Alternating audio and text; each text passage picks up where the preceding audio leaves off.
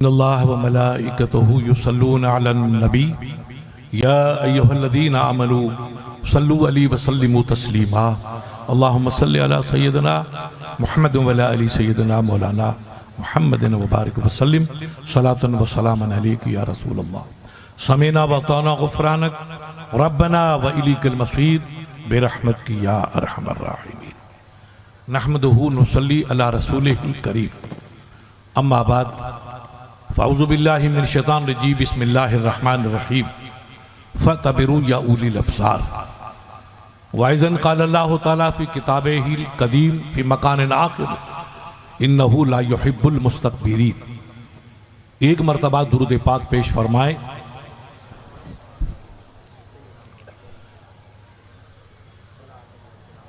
कुरान हकीम पूरी इंसानियत के लिए और बिलखुसूस फर्जंदाने तौहीद के लिए मशाल रहा है।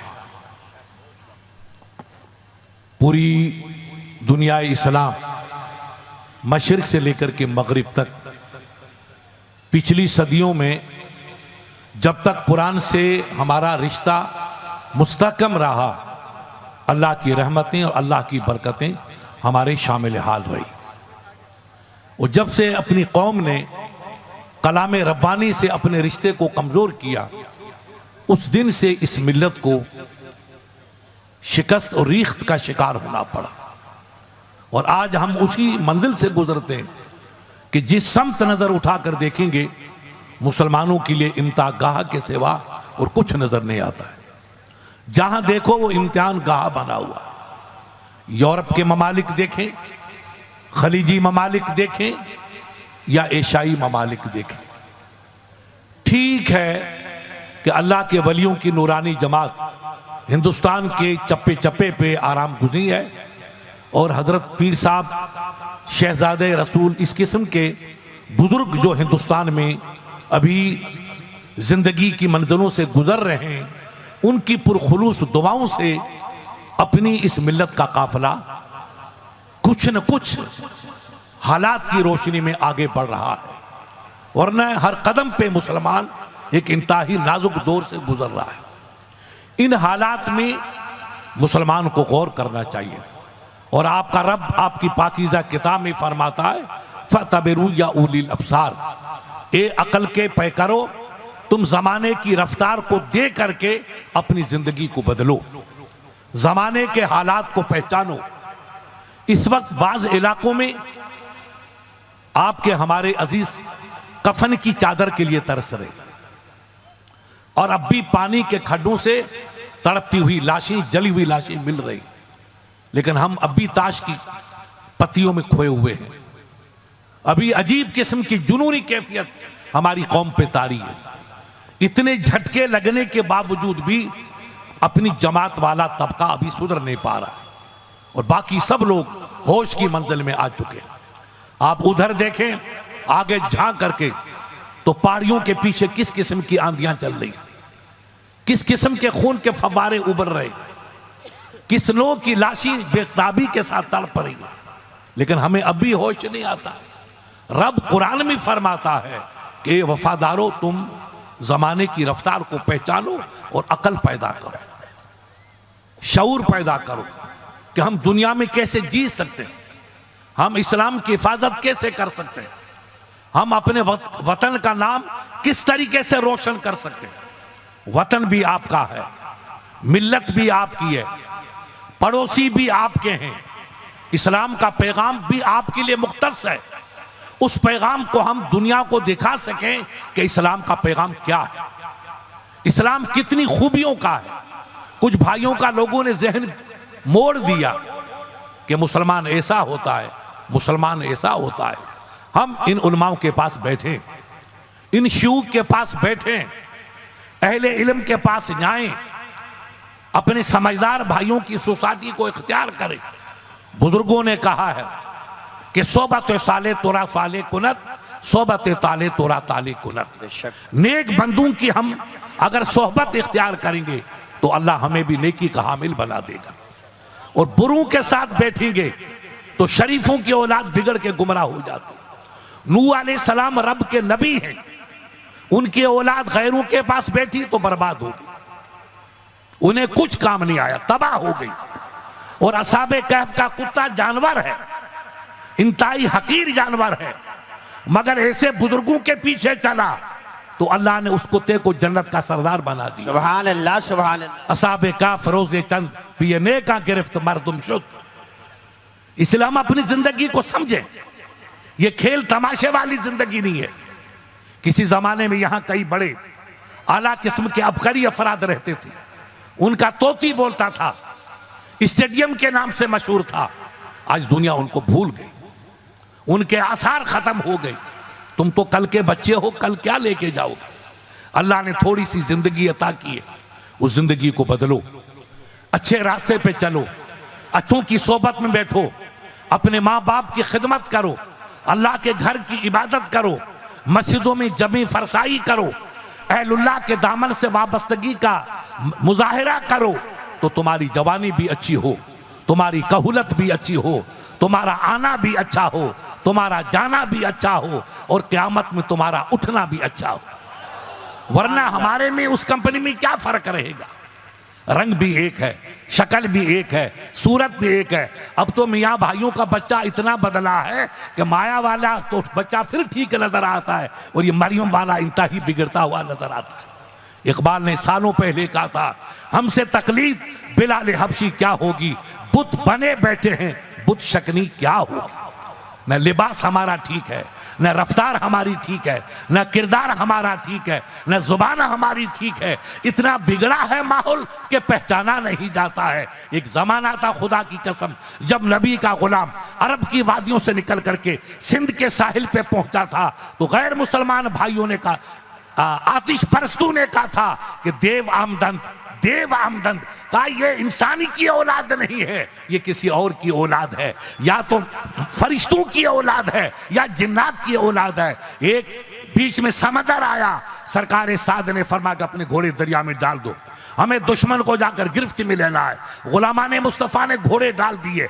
दरियाए मदाइन आज भी गवाह है, घोड़े ऐसे चलते रहे जैसे कि रोड की सतह पे घोड़ा चलता है। उन्होंने अपना चाबुक निकाला और घोड़े दरिया के पानी पे यूं मारा, अय्युहल अदर अय्युहल बहर अय्युहल बहर नहनु जीना मिनल मदीना थे ले अम्र नबी सल्लल्लाहु अलैहि वसल्लम। ए दरिया की मौजो, तुम रब के हुक्म से जारी हो, हम नबी के आका, हम अल्लाह के महबूब के हुक्म से यहाँ आए हैं। अगर नियत नेक है तो हमें रास्ता देना, अगर नेकी नियत में कमी है तो हमें अपने पेट में समो लेना।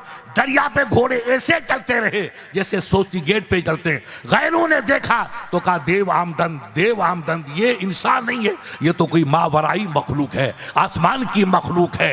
दुनिया ने तलवार से नहीं झुके। मुसलमानों का किरदार, उनका अखलाक, उनकी शुजाअत, उनकी पारसाई, उनका चेहरा, उनकी जबान, उनकी नजर, उनकी बसीरत, उनकी बसारत, उनकी चाल, उनकी ढाल, उनकी अदाएं इतनी दिलरुबा थी, जो देखता चला गया वो मुसलमानों के सांचे में ढलता चला गया। कोई तबलीग की जरूरत नहीं आई। अल्लाह ने उनको ऐसा बनाया था कि बस मैं अकेला ही चला था जानबे मंजिल, मगर लोग साथ होते रहे, कारवां बनता चला गया। तलवारों से इस्लाम नहीं फैला, इस्लाम अपनी खूबियों से फैलता चला गया, अपनी तालीमा से फैलता चला गया। और आज वही कौम कि जिनको अल्लाह ने इतना उरूज बख्शा था, और आज बैठ जा, आज वही कौम चलती है,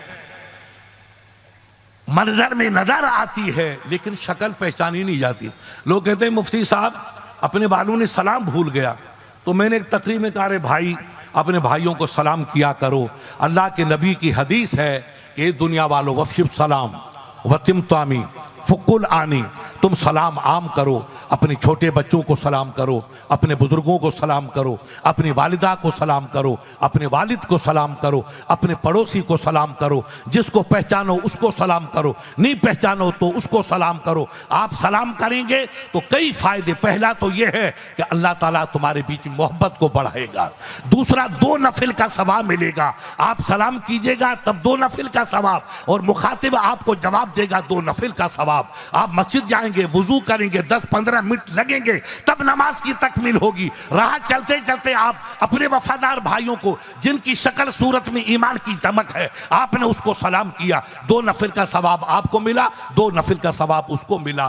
फतिमुत्ताम, और अपने भाइयों को, पड़ोसियों को, अजीज को, अकारिब को, मुसाफिर को, बेसहारों को खाना खिलाओ। खाने से बढ़कर और कोई नेकी नहीं। और जो मुसीबत का मारा है उसको नाजुक घड़ी में मदद करो। बीमार है तो कहो बेटा मैं अस्पताल लेके चलता हूं, पैसे की जरूरत है, ये 50 रुपए ले जाओ, अल्लाह आपको शिफा दे। और कोई तकलीफ हो तो उसकी मदद करो। रसूल रहमत फरमाते, जो सलाम को आम करता है, बेसहारों को खाना खिलाता है, अजीजों की मदद करता है, बेसहारों की आनत करता है, जो ये काम करता है वो जन्नत में दाखिल हो जाएगा।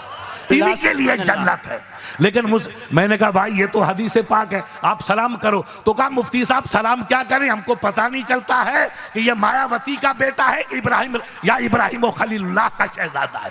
शक्लें हमारी बदल गई, सूरत ऐसी बदली। अरे हम कुछ तो लक्षण पैदा करें बेटा। आप देखो गैर मुसलमानों को, मैं यहां से लेकर उस कोने तक जाता हूं, हिंदुस्तान के बाहर जाता हूं। आजकल तो मौलाना अब्दुल कलाम साहब, अल्लाह गवाह, आपके बंगाल में, कलकत्ते में, इधर साउथ में ऐसा मिजाज बना है कि गैर मुसलमानों के बच्चे दाढ़ी रख रहे हैं, और इतनी शानदार दाढ़ी रखते हैं, मालूम होता है कजाफी का पोता आ रहा है या ईदी अमीन का नवासा आ रहा है। उनकी शक्लें तो देखो। और मियां भाई ऐसे जाता है कि अस्पताल का कोई मरीज जा रहा है, टीवी शिकार जा रहा है, फिर कहते हैं मुफ्ती साहब दिल्ली में क्या हो रहा है, ये अहमदाबाद में क्या आ रहा है। दिल के पिफोले जल उठे सीने के दाग से, इस घर को आग लगी घर के चिराग से। बेटा उन पे क्यों शिकवा, न हमें मोदी से है, न किसी योगी से है, हमें अपने दिल के पारों से है, जिगर के टुकड़ों से है। हम पहले मस्जिदों को आबाद करें, हम अपनी शक्ल को ठीक कर दें, हम मुसलमान की छाप तो लगा दें। आज गवर्नमेंट में आई कार्ड लेकर आओ, आधार कार्ड लेकर आओ, फला कार्ड लाओ। अरे बेटा क्या जरूरत है कि मुफ्ती साहब ये हर जगह काम आएगा, रेलवे में काम आएगा, ऑफिस में काम आएगा, वहां आएगा। तो उसमें क्या चीज है कि इसमें हजरत मोहर लगी है, तो मोहर से उसकी इज्जत हो गई, मोहर से उसकी वैल्यू हो गई। तो हर चीज मोहर से पहचानी जाती है। ये मेरे प्यारे तू भी तो कुछ मोहर लगवा दे, तू भी अपनी पहचान कर ले।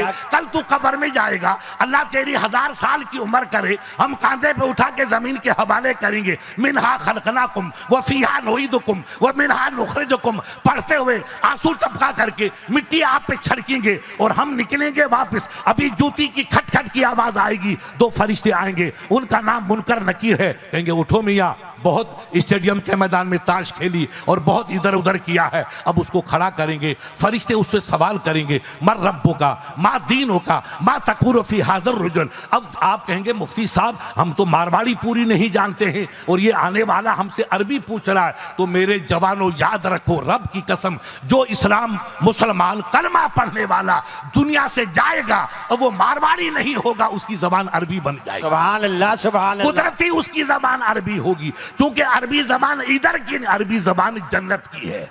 रसूल अल्लाह ने फरमाया अरबी पढ़ो कि सीखो कि जन्नत की जबान है। कुदरती आपको अरबी जबान आ जाएगी। अब फरिश्ते, अगर आपने नमाज पढ़ी होगी, आपने उलमाओं की सोहबत अख्तियार की होगी, ये मौलाना अबुल कलाम और इनके रुफ़काए वफादार ये जलसा करके नुमाइश नहीं कर रहे हैं, ये आपको इस्लाम का पैगाम देना चाहते हैं। बेशक बेशक, आपको चाहते हैं अल्लाह अगर नबी के सदके में, उनकी कफ्स बर्दारियों के सदके में हमें जन्नत मिले, तो ये हमारे भाई भी हमारे साथ ही जन्नत। सुभान अल्लाह, सुभान अल्लाह। वो सिर्फ आपको जन्नती देखना चाहते हैं, जन्नत का संदेश सुनाना चाहते हैं, जन्नत की राह दिखाना चाहते हैं। ऐसे ऐसे बुजुर्गों को बेपनाह सफर की सोबतें उठा करके बुलाना और आपके सामने दीदार के लिए पेश करना एक वाहिद मकसद है कि आप इनकी नूरानी शक्लों से इबरत का एक नया मिजाज बनाएं कि जो रब से रिश्ता जोड़ता है अल्लाह उसके चेहरे पे ईमान का जलवा जाहिर कर दे। सुभान अल्लाह, सुभान कि मन कुनम, मन कुजा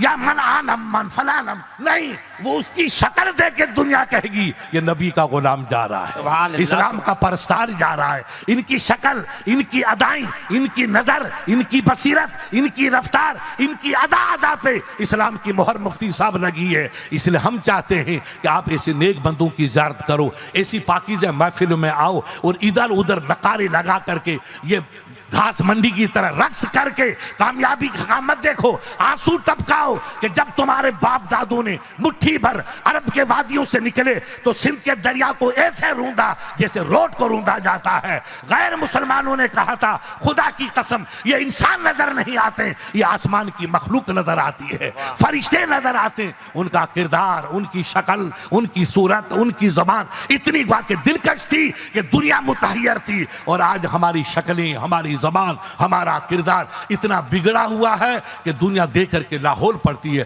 फिर कहते हैं मुफ्ती साहब बहुत तकलीफ आ रही है, हमारा माहौल बदल रहा है। नहीं भाई, कोई बुरा नहीं, सब अच्छे हैं। अगर कमी है तो हमारे अंदर है। अयाज कदर खुद बशनास, एक मुहक्किक ने कहा अयाज तू काहे को उन पे शिकवा करके इल्जाम तराशियां करता है, तो खुद पहचान कर तू कल क्या था और आज तू क्या है। जब तक हम कुरान से जुड़े रहे, मस्जिदों से जुड़े रहे, माँ के कदम चूमते रहे, बाप के तलवे चूमते रहे, उस्ताद की दस्तबोसी करते रहे, कुरान को आंखों से लगाते रहे, आंखों से आंसू टपकता रहा और अपने माँ बाप की ताज़ीम व तौकीर करते रहे, पड़ोसियों से प्यार करते रहे, तो रब की रहमतें तुम्हारा इस्तकबाल करती रहे। बेशक बेशक। रसूल अल्लाह से सवाल किया गया, या रसूल अल्लाह मन खैरुन नास, मेरे आका सबसे अच्छा कौन है। आप हम सब चाहते हैं हजरत पीर साहब से पूछो, हजरत पीर साहब सबसे अच्छा कौन है, तो पीर साहब कहेंगे बाबा हदीस देखो, रसूल अल्लाह ने फरमाया वो हरफ आखिर है, और कुरान का ये फैसला है कि मेरे हबीब की जुबान से जो निकलता है वो जबान रसूल की है, फैसला रब्बुल आलमीन का। बेशक सुभान अल्लाह, वो रब का फैसला है। सवाल रसूल से हो रहा है, मन खैरुन नास, सरकार सबसे बेस्ट कौन, सबसे अच्छा कौन, सबसे आला कौन। आप कहेंगे मुफ्ती साहब जो तहज्जुद की नमाज पढ़े वो अच्छा, जो काबे का तवाफ करे वो अच्छा, जो इन बुजुर्गों की खिदमत में बैठे वो अच्छा, जो रातों को तहज्जुद पढ़ के आंसू टपकाए वो अच्छा, जो आपकी फिक्र वो आपको रहनुमाई करेगी, और जो आपने लोगों की सोबत से पाया वो आप जवाब देंगे। मगर मेरे प्यारे नहीं, इस्लाम की सरहदें बहुत दूर है, इस्लाम की हुदूद बहुत वसी है। पैगंबर रहमत से सवाल मन खैरुन्नास, काल खैरुन्नास मन यनफउन्नास, रहमत वाले नबी ने फरमाया मेरा गुलाम सबसे अच्छा इंसान वो है जो अल्लाह की मखलूक को नफा पहुंचाता है। सुभान अल्लाह सुभान अल्लाह। इंसानियत से मोहब्बत करता है, इंसानियत से प्यार करता है। बेशक नमाज अच्छी, रोजा अच्छा, तहज्जुद गुजारियां अच्छी, माँ बाप की खिदमत करना अच्छी, मस्जिद की जारूबकशी अच्छी, बुजुर्गों की सोहबत अच्छी, ये हमें खैर अंद, ये सब अच्छे काम हैं। मगर पैगंबर रहमत ने फरमाया जो इंसान को नफा पहुंचाता है खुदा उसी से प्यार फरमाता है। सुभान अल्लाह। बुखारी की हदीस है, इन बुजुर्गों से पूछो, मेरे आका ने फरमाया अल खल्क़ु अयालुल्लाह अहब्बुल खल्क़ मन अहसना इला अयालिही। ए दुनिया वालों, ये पूरी मखलूक अल्लाह का घराना है, काला हो गोरा, अमीर हो गरीब, मुस्लिम हो या गैर मुस्लिम, जितनी अल्लाह की मखलूक है वो सब अल्लाह का खानदान है। और अल्लाह की मखलूक से जो प्यार करता है अल्लाह उसी से मोहब्बत फरमाता है, उसी से मोहब्बत फरमाता है। मेरे आका की तालीम जिंदगी के नक्शे को बदलने के लिए एक हिकमती नुस्खा है। हम खुदा के लिए इस्लाम से करीब आए।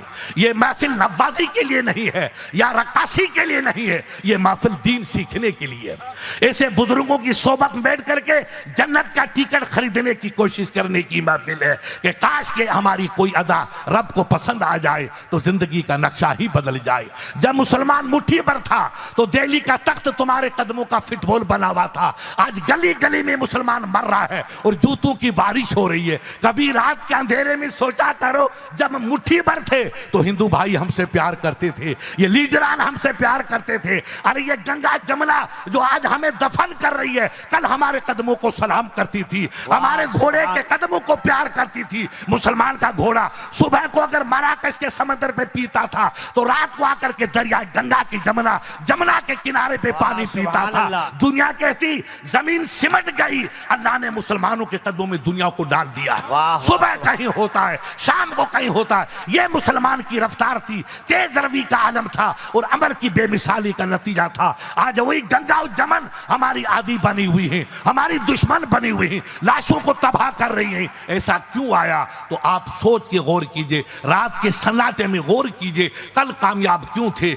आज हम गुलाम क्यों हैं? कल फैरोजमंद क्यों थे, आज तबाह हाल क्यों है? आज क्यों बच्चियां लुट रही है? ये बच्चे यतीम क्यों हो रहे हैं? हमारी बहनें बेवा क्यों हो रही है? ये घरों में आग क्यों जल रही है? ये आग के शोले क्यों भड़क रहे हैं? ये आसमान क्यों तड़प रहा है? ये गंगा आंसू क्यों टपका रही है? तो कहने वाले ने कहा कि दिल के पिफोले जल उठे सीने के दाग से, इस घर को आग लगी घर के चिराग से। कल मुसलमान का किरदार यह था कि तुम्हारा बादशाह जो तख्त और ताज का मालिक, वसी हिंदुस्तान का मालिक, उसका विसाल हो गया।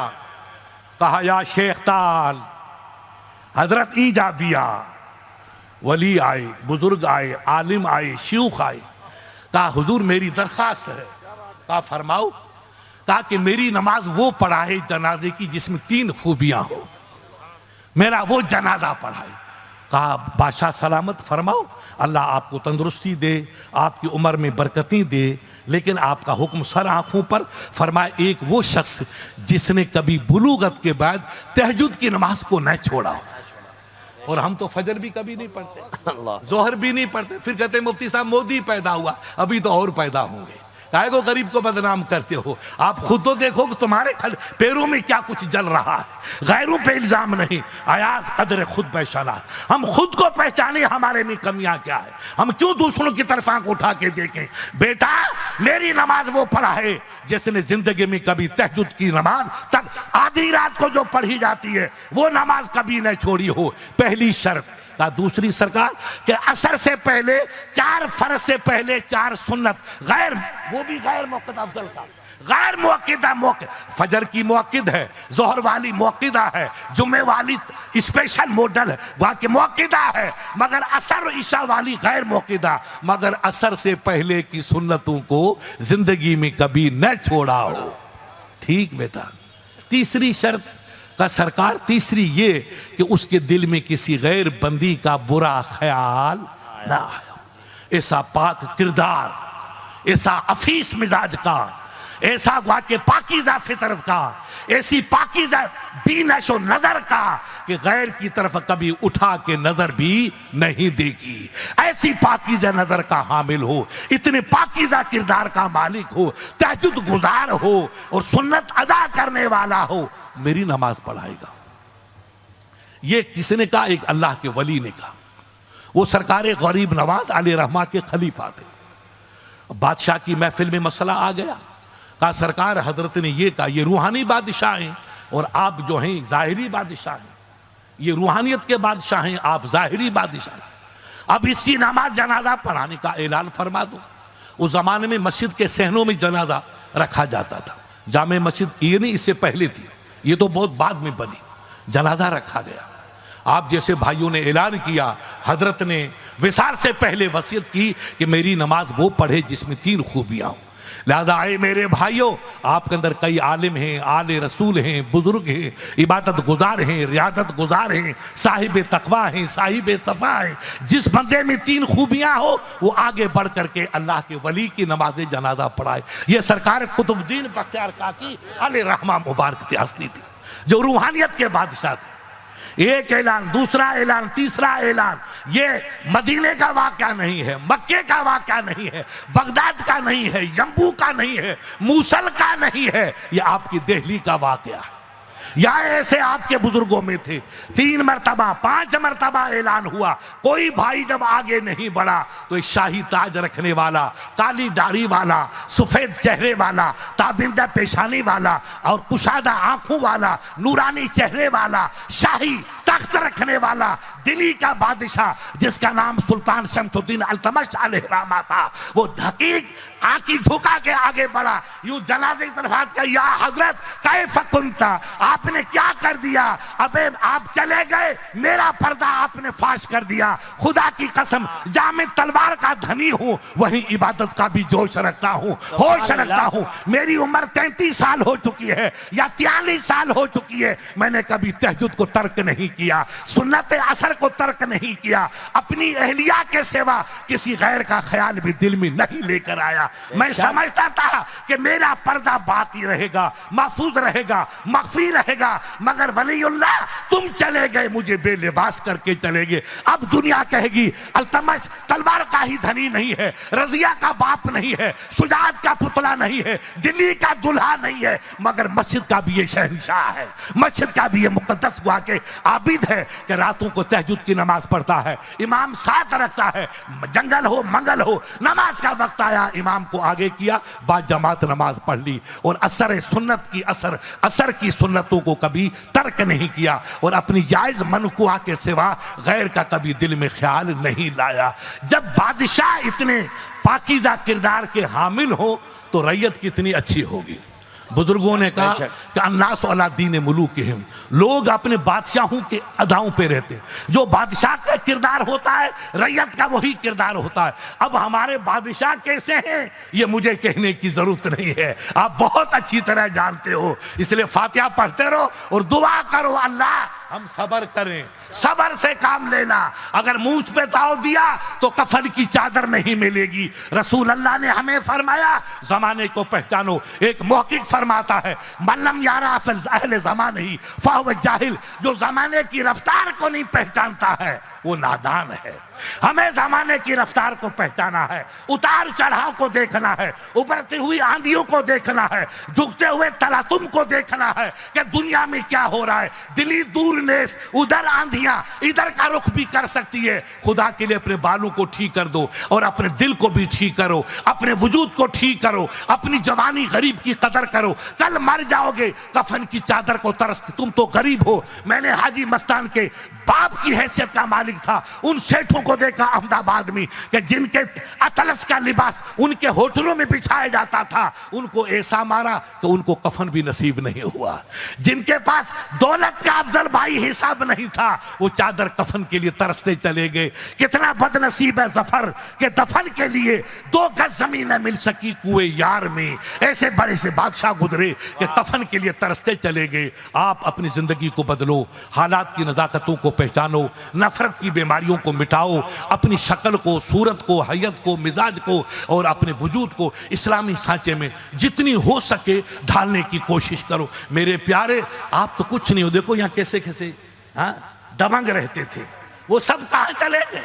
तुम क्या हो खेत की मूली। इसलिए कल सबको अपने को चलना है। अल्लाह ने थोड़ी सी उम्र दी है, उस उम्र की कदर करो, नमाज पढ़ो, अपने माँ बाप की खिदमत करो। अगर कोई गाली दे दे तो मुस्कुरा के चले जाओ, मुकाबला मत करना, नहीं तो कफन भी जोधपुर में नहीं मिलेगा। जब दिल्ली वालों को नहीं मिला, तुम किस खेत की मूली हो जो कफन मिलेगा। इसलिए खुदा के लिए आजिज़ी रखना, इनकसारी रखना। आपके मेरे आका ने फरमाया 1500 साल पहले, अस्लिम तस्लिम, एक गुलाम तू झुकता चला जा, रब तुझे बढ़ाता चला जाएगा। जो जितना झुकेगा अल्लाह उतना उसको बढ़ाएगा। आप सजदा करो, आप नमाज़ी पढ़ो, माँ बाप की खिदमत करो, भाइयों की बहनों की खिदमत करो, पड़ोसी से प्यार करो। अगर पड़ोसी में हिंदू भाई है तो उससे मोहब्बत से पेश आओ ताकि उसको पता चले देखो दुनिया क्या कर रही है और मुसलमान कितना पवित्र आदमी है, कितनी मीठी इसकी अदा है। अल्लाह की कसम, आपकी अदा इस्लाम के लिए श्रृंगार साबित होगी, इस्लाम के लिए रौनक साबित होगी।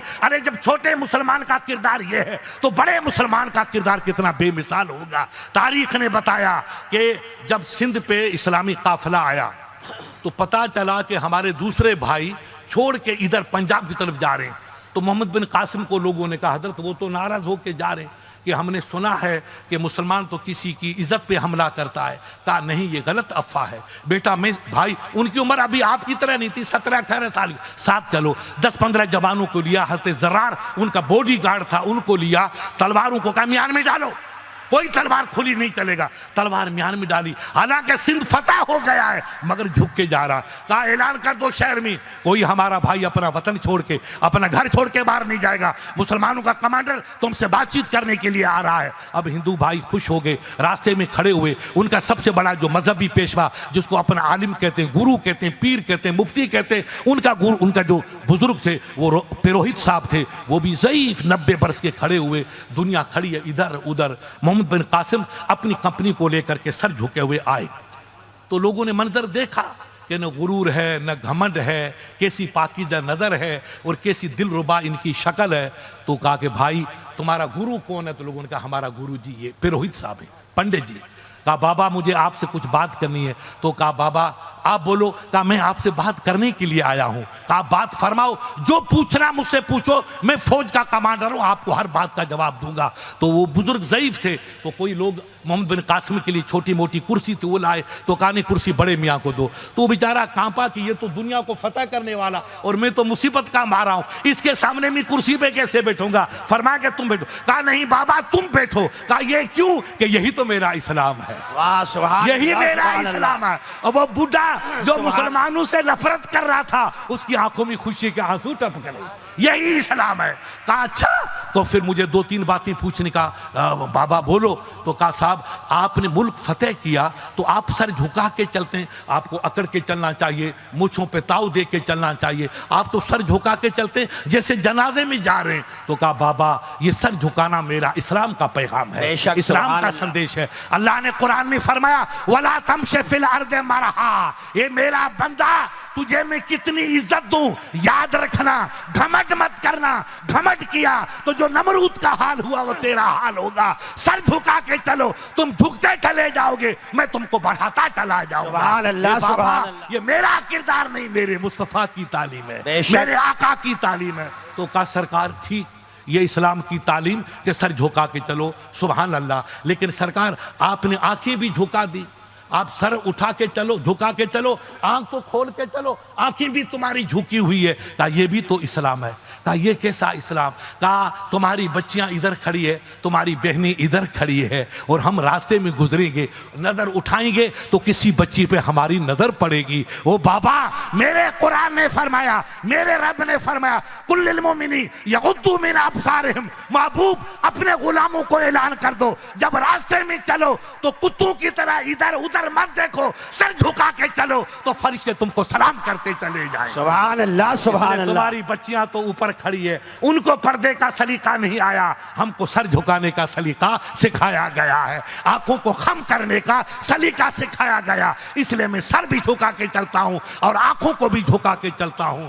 तो कहा बेटा ये मियानवी में तलवार डाल के चल रहे हो, थोड़े अकड़ के चलो। कहा नहीं तकब्बुर करना, अल्लाह ने कुरान इन्नहु ला युहिब्बुल मुस्तकबिरीन, ए वफादारों ऐलान कर दो कि जो घमंड का पुतला है अल्लाह का वो दुश्मन है, अल्लाह उससे मोहब्बत नहीं करता। मेरे जवानों गुरूर को मिटा दो, कुछ नहीं हमारे पास पड़ा है।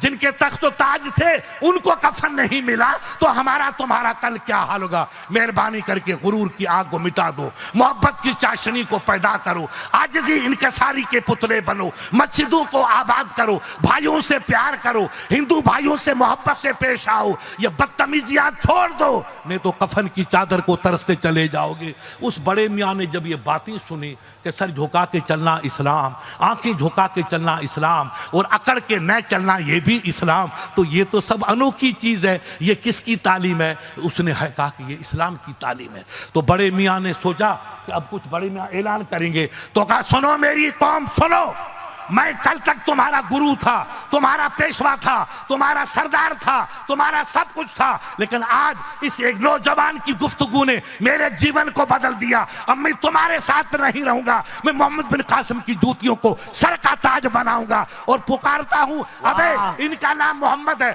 जब छोटे मोहम्मद का ये किरदार है तो बड़े मोहम्मद का किरदार क्या होगा? सुभान अल्लाह। नारे तकबीर, नारे रिसालत। अब देर नहीं, मैं इनकी गुलामी का तोक डालता हूँ। अशहदु अल्ला इलाहा इल्लल्लाहु व अशहदु अन्ना मुहम्मदन अब्दुहु व रसूलुहु। सुभान अल्लाह, अकेला ही चला था जानिबे मंजिल, मगर लोग साथ होते रहे, कारवां बनता चला गया। अल्लाह ताला इन बुजुर्गों के सदके में, मेरे सैयद के सदके में और तमाम उलमाए मुहिब्बीन के सदके में इस महफिल को नेक अमल करने की तौफीक अता फरमाए। आमीन सुम्मा। मेरे अजीजों ने, हमारे उलमाओं ने, मौलाना अबुल कलाम और उनके रुफ़का ने जद्दोजहद करके और अपना पसीना टपका करके आप लोगों को दावत दी। मौलाना अबुल कलाम के बच्चे की शादी नहीं है और उनके पोते का अकीका नहीं है। उन्होंने इसलिए बुलाया कि तुम इस्लाम को इतना समझो, कल जब हमारा सफर हो तो फरिश्ते तुम्हारा इस्तकबाल करें। सुभान अल्लाह। रब का नेक बंदा आ रहा है, रब का नेक बंदा आ रहा है, सिर्फ आपकी आखिरत की जिंदगी संवारने के लिए, दीन का पैगाम देने के लिए, दिलों की जंग को दूर करने के लिए और जन्नत की राह दिखाने के लिए यह महफिल सजाई जाती है, ताकि हमारे भाइयों का जो सबक भूल चुके थे उनको दोबारा याद करवाया दिया है, ताकि अपने सबक को याद करें।